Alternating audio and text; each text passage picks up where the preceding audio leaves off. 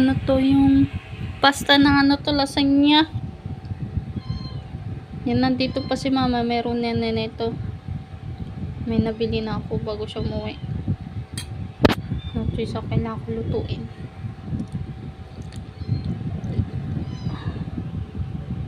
Hindi pa ito masarap kasi kulang ko sa ingredients. Ano, may sabaw. Pag-isipan ko kung ano pwede halo para sumarap. Hindi ko muna ipipigay yung process kasi improve ko pa to. Tinarap ako, walang stick niya. Ang lasagna.